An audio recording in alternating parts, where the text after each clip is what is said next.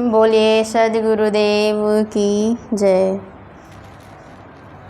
परम पूज्य गुरुदेव जी, अर्चनीय वंदनीय संत समाज, सत्संग प्रेमी भक्त सज्जनों, श्रद्धा मूर्ति माताओं, बहनों एवं प्यारे बच्चों, गुरुदेव जी के द्वारा आज्ञा हुई है आप सब आज्ञा पालनार्थ आप सबके समक्ष एक भजन प्रस्तुत है। कैसे होगा भव से पार, पारक बिन ज्ञान गुरु के। कैसे होगा भव से पार, पारक बिन ज्ञान गुरु के। पारक बिन ज्ञान गुरु के, पारक बिन ज्ञान गुरु के। पारक बिन ज्ञान गुरु के, पारक बिन ज्ञान गुरु के। कैसे होगा भव से पार, पारक बिन ज्ञान गुरु के। ये देवी देव विचारे, जिनके तुम आज सहारे। ये देवी देव विचारे, जिनके तुम आज सहारे। ये देवी देव विचारे, जिनके तुम आज सहारे। बे सुने पुकार, पारक बिन ज्ञान गुरु के। कैसे होगा भव से पार, पारक बिन ज्ञान गुरु के। चाहे गंगा रोज नहा लो, चाहे गंगा रोज नहा ले। चाहे जितना पुण्य कमा ले, चाहे गंगा रोज नहा ले। चाहे जितना पुण्य कमा ले, चाहे तीर्थ करो हजार। पारक बिन ज्ञान गुरु के। कैसे होगा भव से पार, पारक बिन ज्ञान गुरु के। गुरु बिन ज्ञान न होवे, फिर अंत समय पछतावे। गुरु बिन ज्ञान न होवे, फिर अंत समय पछतावे। नैया डूबेगी मझधार, पारक बिन ज्ञान गुरु के। कैसे होगा भव से पार, पारक बिन ज्ञान गुरु के। नहीं मिटे कर्म की रेखा, चाहे कर्म करो आने का। नहीं मिटे कर्म की रेखा, चाहे कर्म करो आने का। इस पर जल्दी करो विचार, पारक बिन ज्ञान गुरु के। कैसे होगा भव से पार, पारक बिन ज्ञान गुरु के। काहे धर्मदास भ्रम छोड़ो, सद्गुरु से नाता जोड़ो। काहे धर्मदास भ्रम छोड़ो, सद्गुरु से नाता जोड़ो। बाकी सब झंझट बेकार, पारक बिन ज्ञान गुरु के। कैसे होगा भव से पार, पारक बिन ज्ञान गुरु के। कैसे होगा भव से पार, पारक बिन ज्ञान गुरु के। बोलिए सद्गुरुदेव की जय। बोलिए सद्गुरुदेव की जय। संत समाज की, भक्त समाज की जय। साहिब बंदी साहिब बंदी। परम पूज्य गुरुदेव जी, अर्चनीय वंदनीय मुदमंगलमय संत समाज, धर्म प्रेमी सज्जनों, माताओं बहनों,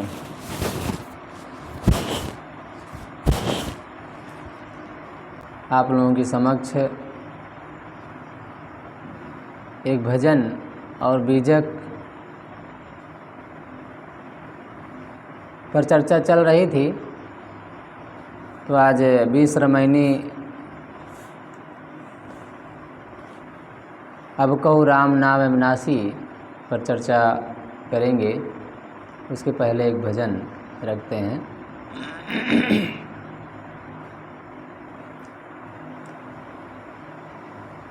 चरणों में गुरुवर के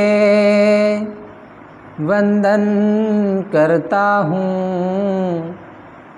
चरणों में गुरुवर के वंदन करता हूँ। स्वीकार कीजिए दास की वंदना। स्वीकार कीजिए दास की वंदना। चरणों में गुरुवर के वंदन करता हूँ। स्वीकार कीजिए दास की वंदना।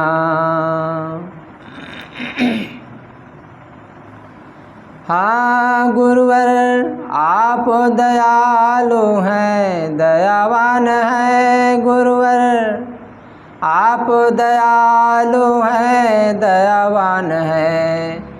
करते रहते सदा हम पे एहसान है। करते रहते सदा हम पे एहसान है।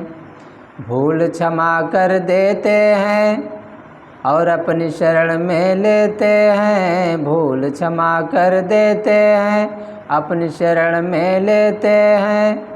स्वीकार कीजिए दास के वंदना। चरणों में गुरुवर के वंदन करता हूँ। स्वीकार कीजिए दास के वंदना। हाँ हम तो भटक रहे थे अंधकार में। हम तो भटक रहे थे अंधकार में। कोई मंजिल न देखा संसार में। कोई मंजिल न देखा संसार में। ज्ञान का दीपक जला दिया, हमें भक्ति का मार्ग दिखा दिया। स्वीकार कीजिए दास के वंदना।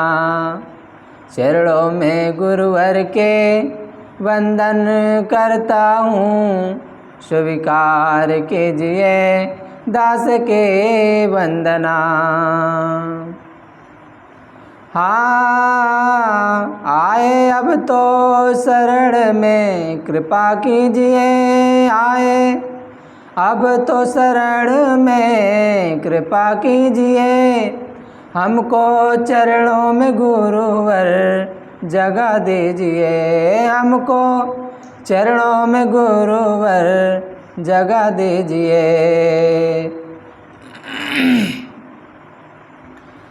हाँ गुरु कृपा रंग लाएगी, गुरु कृपा रंग लाएगी। आशा पूर्ण हो जाएगी। स्वीकार कीजिए दास के वंदना।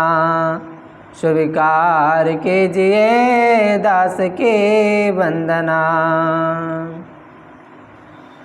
अब तो मन में हमारे यही है लगन। कर दो हम पे कृपा होवे प्रभु दर्शन। अब तो मन में हमारे यही है लगन। कर दो हम पे कृपा होवे प्रभु दर्शन। जीवन सफल हो जाएगा, ये भक्त तेरा गुण गाएगा। जीवन सफल हो जाएगा, ये भक्त तेरा गुण गाएगा। स्वीकार कीजिए दास के वंदना। स्वीकार कीजिए दास के वंदना। चरणों में गुरुवर के वंदन करता हूँ। स्वीकार कीजिए दास के वंदना। स्वीकार कीजिए दास के वंदना। मन के विकारों से हटकर अविनाशी राम में रमो। रामायणी 20। अब कहूँ राम नाम अविनाशी, हरि छोड़ जियरा कतहु न जासी। जहाँ जाऊ तहाँ हो पतंगा, अब जन जरहूँ समुझ बिस संगा। राम नाम लौलाय सुलीना, भृंगी कीट समुझ मन दीना। भवस गरुआ दुख के भारी, कर जिय जतन जो देखो विचारी। मन की बात है लार विकारा, ते नहीं सूझे वार न पारा। इच्छा कर भव सागर, जामे बोहित राम आधार। काहे कबीर हरि शरण गहो, गौकुर वच विस्तार।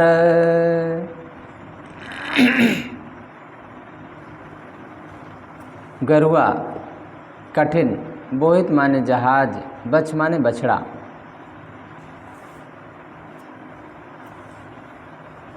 अब कहो राम नाम अविनाशी, हरि छोड़ जिए राग कतहु न जासी। सदगुरु कहते हैं कि अब अविनाशी राम का नाम जपो, अविनाशी राम को समझो। हे जीव, हरि को छोड़कर अन्यत्र मत जाओ। अन्यत्र जहाँ जाओगे वहाँ तुम्हारी दशा अग्नि में कूदकर मरने वाले पतिंगे की भांति होगी। अतः हे जीव, तथ्य को समझो, वास्तविकता को समझो और विषयों के साथ पकड़कर जलो मत, दुखी मत हो।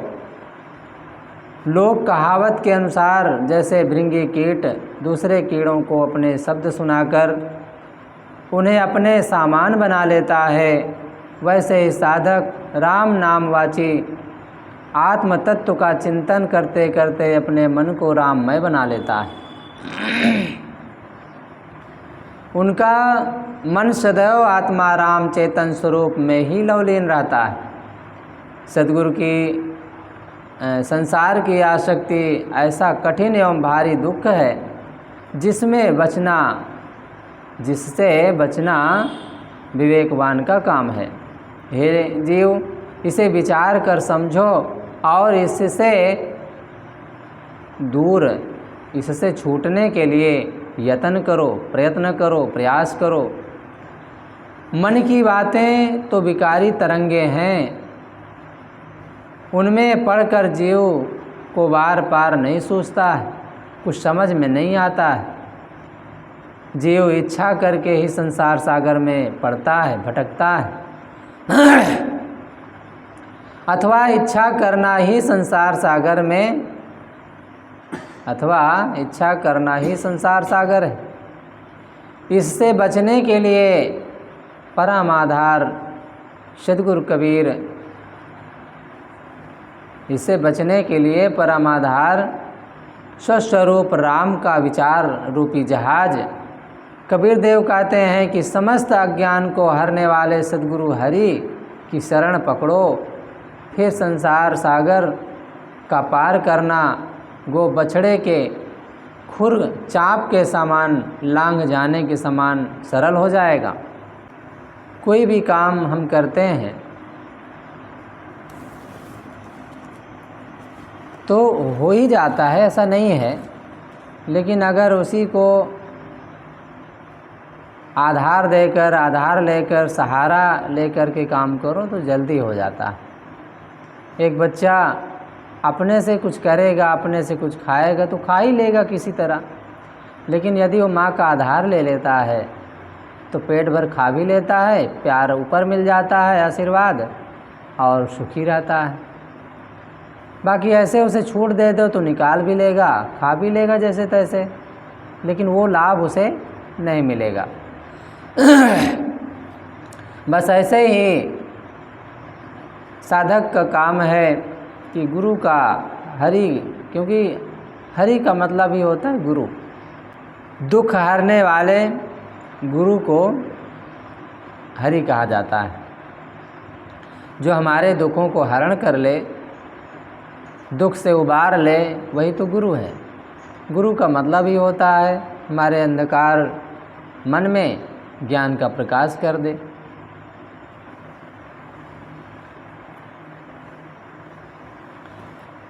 सद्गुरु कबीर द्वारा प्रतिपादित राम हाथ पैर मुख वाला माथा वाला व्यक्ति विशेष नहीं है, जो किसी एक संप्रदाय द्वारा भावुकतापूर्वक मान लिया गया हो। उनका राम अविनाशी चेतन है, जो सबके हृदय में निवास करता है। कितनी सरल बात है। यदि हम भगवान श्री राम को मानते हैं तो किसी एक संप्रदाय के बनकर रह जाते हैं। राम के अलावा कृष्ण का नाम लेने का मन नहीं होता है, कबीर का नाम लेने का मन नहीं होता है, बुद्ध का नाम लेने का मन नहीं होता है। ऐसे केवल बौद्धिस्ट हो गए तो केवल बुद्ध का नाम लेंगे, वहाँ पर और किसी महापुरुष का नाम लेने में संकोच लगेगा, क्योंकि सांप्रदायिकता आ जाती है, संप्रदाय का मोह आ जाता है, ममता आ जाती है, मान्यता मन में बैठ जाती है। लेकिन हृदय निवासी राम अविनाशी को हम मानते हैं, स्वीकार करते हैं, उसका बोध हमें हो जाता है, तो सारे संप्रदाय के लोग हमारे हो जाते हैं, क्योंकि हर प्राणी के अंदर राम रमा हुआ है। कबीर साहब ने तो बड़ी सरल भाषा में राम रमे ते कुकुरी के पूता, राम तो कुकुरी के पूत में भी रमता है। अब विशेषता ये है कि वहाँ पर उसकी जागृति नहीं है, उसकी समझ नहीं है, और ये मनुष्य जीवन में उस अविनाशी राम को, हृदय निवासी राम को समझा भी जा सकता है और उसके अनुसार जिया भी जा सकता है, अनुभव भी किया जा सकता है। महापुरुषों ने उसी का अनुभव करके आज दुनिया में पूजे जा रहे हैं, सबके हृदय में बसे हुए हैं और एक प्रकार से सब अपने हृदय में बसाते हैं। सद्गुरु कबीर बीजक में यत्र तत्र अब को राम नाम या राम नाम भजू आदि जन भाषा में कह देते हैं। इसका अर्थ राम नाम रटना मात्र न समझ लेना चाहिए। उन्होंने स्पष्ट कहा है, राम ही राम पुकारते जिभ्या परिगौरस। राम राम पुकारते पुकारते जीभ में कट्टे पड़ गए, क्या मिला? या राम के कहे जगति गति पावे, खाण कहे मुख मीठा। वे अविनाशी जीव को राम मानते हैं और उस पर विचार करने की राय देते हैं। आत्मचिंतन एवं स्वरूप चिंतन ही राम भजन है। हरि छोड़ जियरा कतहु न जासी। वास्तव में हरि क्या है? जो हमारे दोषों विकारों एवं अज्ञान को हरण कर दूर कर दे, वही तो हरि है। ऐसे हरि सद्गुरु और संत को छोड़कर कोई नहीं है। अब कहाँ मिलेगा? हम किसी लोक विशेष में या दृश्य विभु एवं व्यापक रूप में हरि की केवल कल्पना करते हैं, प्रत्यक्ष या अपरोक्ष बोध नहीं है। केवल कल्पना मन का विषय रहता है। मन सदैव से बहिर्मुख रहा है, कोई न कोई बातें सोच करके उसमें उलझा रहता है। बस ऐसे ही भगवान भवानी के बारे में, ईश्वर के बारे में, हरि के बारे में कल्पना करके उसी में उलझा है। केवल कल्पना मात्र है, मन में भाव भर बन जाता है। अब भाव गहराई से आ जाए तो गर्मी में भी ठंडी लग सकती है। अगर भाव से गहराई पूर्वक कोई बात चिंतन कर लो तो गर्मी में भी ठंडी लग सकती है, ठंडी में भी गर्मी लग सकती है। ये भावना के ऊपर है, लेकिन वो क्षणिक होता है, थोड़ी देर के लिए होता है, सपने की तरह होता है। अंततः तो मूंदो आँख का तो कछु नहीं, आँख मूंद लेने के बाद सदा सदा के लिए खो जाता है। हमें तो उस चीज़ की ज़रूरत है, उस राम अविनाशी की ज़रूरत है जो हमसे कभी अलग ही ना हो। क्योंकि मुक्ति वहीं हो सकती है, स्वतंत्रता वहीं हो सकती है जो अपनी चीज़ होती है। अपनी चीज़ नहीं है तो वहाँ पर स्वतंत्रता कैसे हो सकती है? अब दूसरे से मांग कर खाना पड़े तो परतंत्र होना पड़ेगा, दूसरे से कोई इच्छा प्रकट करते हैं तो परतंत्र होना पड़ेगा, उसके सामने झुकना पड़ेगा, हाथ जोड़ना पड़ेगा। लेकिन अपनी चीज़ में ना किसी से हाथ जोड़ने की ज़रूरत है, ना किसी से पूछने की ज़रूरत है, ना कुछ करने की ज़रूरत है, बस अपनी है तो अपनी है। और वो कौन सी चीज़ है? वो अपनी आत्मा है। वो ऐसा राम है, ऐसा परम तत्व, परम धाम है कि वो मिल जाने के बाद, उसका बोध हो जाने के बाद, उसकी समझ आ जाने के बाद सारा दुख खत्म हो जाता है। काल्पनिक आदर्श में काल्पनिक क्षणिक संतोष भले मिल जाए, सकारात्मक बोध एवं कार्य नहीं हो सकता है, अनुभविक ज्ञान नहीं हो सकता है। कल्पना में उसका कोई अनुभव नहीं होता है। लोग कहते हैं अपनी अपनी आस्था है। ठीक है, आस्था रखना बुरा नहीं है, रखो भाई, लेकिन वही आस्था माँ बाप के प्रति होता, प्राणियों के प्रति होता, भाई भाई में होता, पिता पुत्र में होता तो कितना अच्छा होता। संत गुरुजनों के प्रति होता, हमारे महापुरुषों के प्रति होता, जो खून पसीना एक कर दे, यहाँ तक कि अपनी दुनिया को सुधारने और दुनिया को बचाने के चक्कर में कुर्बान हो गए, जान दे दिए। ऐसे महापुरुषों के प्रति आस्था रखें तो ठीक है, कुछ लाभ होगा, मन को संतोष होगा अपने महापुरुषों को याद करके। लेकिन शांति की जहाँ बात है वो तो अपने अविनाशी राम में, अपने वस्तु में, अपनी चीज़ में, अपने धाम में, अपने स्वरूप में ही हो सकता है। और वो अपने पास में ही है, वो दूर नहीं है, वो हमसे कभी अलग हो ही नहीं सकता है, हर क्षण हमारे पास रहता है। बस अनुभव की बात है, अनुभव करना चाहिए, सोचना चाहिए, उस पर चिंतन करना चाहिए। लेकिन ये मूढ़ मन बाहर से मज़ा आता है, हर क्षण बाहर भटकता रहता है, नाना मतों द्वारा सर्वज्ञ सर्वत्र सर्वशक्तिमान हर्ता करता का काल्पनिक आदर्श बहुत दिनों से रखा जा रहा है, परंतु उसी के नाम पर सदैव से हत्या, दुराचार एवं सांप्रदायिक क्रूरता का बर्ताव भी किया जा रहा है, परंतु उसके द्वारा इसका कोई समाधान कभी नहीं किया जा सकता। इसलिए काल्पनिक आकाशीय उड़ान छोड़कर हमें व्यवहार की धरती पर उतरना चाहिए।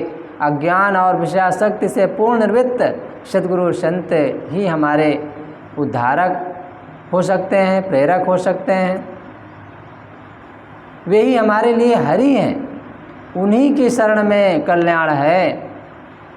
संत गुरुजनों की शरण में ही कल्याण हो सकता है, क्योंकि संत गुरुजनों के पास ही ऐसी कुछ चर्चा होती है। स्वाभाविक है, उसका बोध होता है। संसार में आत्म तत्व के बारे में, कल्याण के बारे में, शांति के बारे में कोई चर्चा नहीं है। अगर होता भी है, दुख में सुमिरन सब करे, सुख में करे न कोय, जो सुख में सुमिरन करे तो दुख काहे को होए।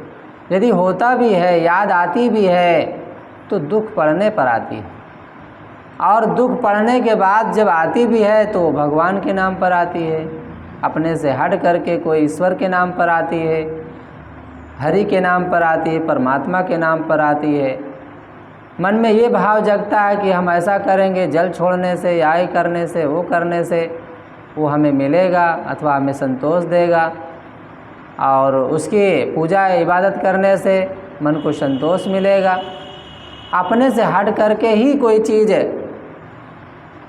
मन में चिंतन चलता है और वो उल्टा हो जाता है। याद तो आया, ख्याल तो आया ईश्वर का, परमात्मा का, प्रभु का, लेकिन अपने से हट करके, गुरु से हट करके, वास्तविक बातों से हट करके हमें यह ख्याल रखना चाहिए जो वस्तु जहाँ होती वहीं मिलती है। सुई कहीं खोई है, वस्तु अंतः खोजे अंतः, क्यों करावे आत हाथ, सज्जन सोई सराहिए जो पारख राखे साथ। जो परख रखता है, पारख करने की जिसके अंदर क्षमता है, वो निर्णयी होता है और निर्णय में सारी बातें साफ हो जाती है। हरि क्या है, परमात्मा क्या है, ईश्वर क्या है, इस बात की जानकारी हो जाती है। सुई कहाँ खोई है यह बात का पता चल जाता है। वो आत्मा ही हमारे लिए सब कुछ है और वो कहाँ है, हमारी आत्मा हम स्वयं हैं। बस ये पहचान होनी चाहिए, इसका बोध होना चाहिए। अबोध ही नहीं बल्कि उसमें दृढ़ता होनी चाहिए, एक पकड़ होनी चाहिए कि दुनिया एक हो जाए फिर भी वो हमसे अलग ना हो, अर्थात उससे मन ना हटे, उसमें इतनी दृढ़ता होनी चाहिए। जब तक हम विवेक को जागृत नहीं करते हैं तब तक उस आत्म तत्व को हम नहीं समझ सकते हैं। विवेक हमें गुरु के द्वारा मिलता है। अंततः हरि अपने आत्मा चेतन स्वरूप एवं आत्मदेव है। अपने शुद्ध चेतन स्वरूप के स्मरण एवं स्थिति में ही सारे विकारों का अंत है। अतएव साधकों के लिए सद्गुरु संत एवं स्वरूप विचार छोड़कर कहीं अन्यत्र कल्याण का स्थान नहीं है। इसे हटकर अलग जाने का अर्थ पतंगे के समान विषय वासनाओं की आग में जलना है। अपने से हट करके अगर कोई काम हम करते हैं तो वो पतंगे के समान मानो जलना है। जैसे पतंगा रूप का आशिक होता है और उसके पीछे अपने को खो देता है, मारा जाता है। लोक कहावत के अनुसार भृंगी कीट दूसरे कीड़ों को अपने शब्द सुनाकर उन्हें अपना स्वरूप बना लेता है। बिहारी कवि लिखते हैं, डरयुत भृंगी कीट लव मत वही होए जात। परंतु यह सर्वथा काल्पनिक है। वस्तुतः भृंगी, जिसे बिड़नी भी कहते हैं, दूसरे छोटे छोटे कीड़ों को पकड़कर खाने के लिए बिल में लाती है। आवाज़ करते रहना उसका स्वभाव है और उसके बिल से अपने बच्चे निकलते। और यह देखकर लोगों को भ्रम हो जाता है, वे पकड़े गए कीड़े ही भृंगी बन गए। यहाँ तो उदाहरण के लिए बात कही जाती है। सार यह लेना चाहिए कि साधक अपने मन को राम के निज स्वरूप चेतन की भावना देकर उसे राममय चेतनमय बना लेता है। अर्थात सच्चे साधक के मन में केवल निज स्वरूप चेतन की स्थिति रहती है। जब हम बार बार कोई शब्द का नाम लेते हैं, चिंतन करते हैं, तो वो वैसा ही अभ्यास हो जाता है। राम राम कहने वालों के मुख से और कोई शब्द नहीं निकलता है, राम राम ही निकलता है। जय गुरुदेव वाले जय गुरुदेव ही निकलता है, उनका अभ्यास हो जाता है। हम लोगों से साहेब बंदे निकलता है, अभ्यास है। बस ऐसे ही जब आत्म तत्व ईश्वर परमात्मा मेरी अपनी आत्मा ही है, ऐसा कहते कहते कहते कहते और हृदय में चिंतन करते करते इतना अभ्यास हो गया कि अलग से फिर देवी देवता भगवान भवानी परमात्मा ईश्वर मानने की बात ही खत्म हो जाती है। मन उधर लगता ही नहीं है। कितनों कोई कहे उधर मन डिगता नहीं है, उधर जाता नहीं है, क्योंकि वास्तविकता का उसे अभ्यास हो गया है, वास्तविकता का बोध हो गया है। इसलिए साधक को चाहिए कि सब तरफ से अपने मन को हटा करके अपने चेतन स्वरूप का चिंतन करे। भव का अपभ्रंश भव है, जिसका अर्थ होता है जन्म लेना, संसार संसृत आदि। सद्गुरु कहते हैं कि भव का भारी दुख है। भव एवं संसार का मुख्य दुख क्या है? राग। दुई दुख मेट के हो सनाथा। सतगुरु कहते हैं कि ये दो दुख बड़ा भयंकर है, दो पाटन के बीच में साबुत बचा न कोय। ये राग द्वेष के जो पाट हैं, इसमें संसार के लोग पीसे जा रहे हैं, दुखी हैं, पीड़ित हैं। और राग ऐसा चीज़ है जो मोह को जन्म देता है, क्रोध को जन्म देता है, लोभ को जन्म देता है, आसक्ति को जन्म देता है, और ऐसा कुछ धारणा बन जाती है कि फिर उसी के पीछे जन्म मरण दुख पीड़ा न जाने क्या क्या संकट आते हैं। बार बार जन्म लेना पड़ता है, दुखी होना पड़ता है, अनेक खानियों में भटकना पड़ता है। द्वेष तो उससे भी भयंकर है। और द्वेष कहाँ से आया? जहाँ राग है वहीं द्वेष है। राग की ज़रूरत होती है लेकिन विवेक पूर्वक। द्वेष तो बिल्कुल ज़रूरत नहीं है। किससे हम द्वेष करें? कौन हमारा दुश्मन है? कौन हमारा बैरी है? जहाँ हम अपना मानते हैं वहीं दुख है, वहीं पीड़ा है, वहीं मोह होने की संभावना होती है। अपना सपना होता है, यह बात हमें ख्याल रखना चाहिए। सपने की तरह होता है। इसलिए गुरुदेव कहते हैं, कर जिए जतन जो देख विचारी। विचार कर देखो और दुखों से छूटने का यत्न करो, साधना करो। यदि मनुष्य इस क्षणभंगुर जीवन में दुखों से रहित रहना चाहता है तो उसे चाहिए कि वह यत्न पूर्वक सबके मोह का अंत करे। आदमी यत्न पूर्वक विद्या पढ़ता है, धन कमाता है, परिवार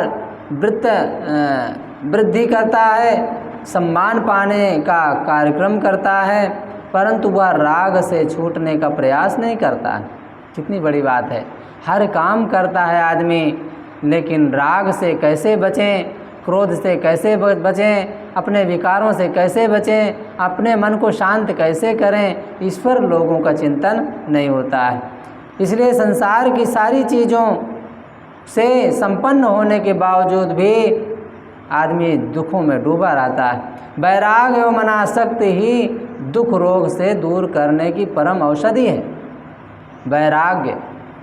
वैराग्य विरक्ति ही हमें राग से दूर करती है, अर्थात राग से बचाती है,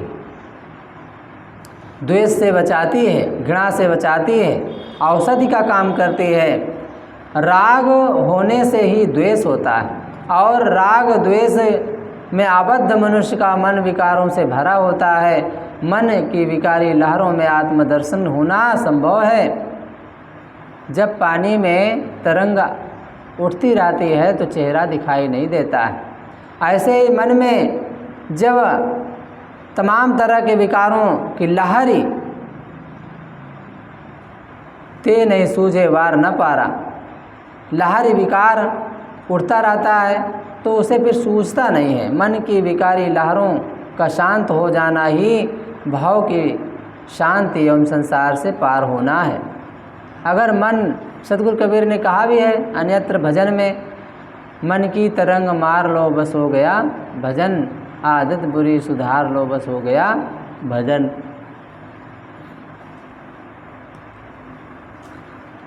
साहब इच्छा करी भवसागर जामे बोहित रामधार। सांसारिक इच्छाएं भवसागर है और राम नाम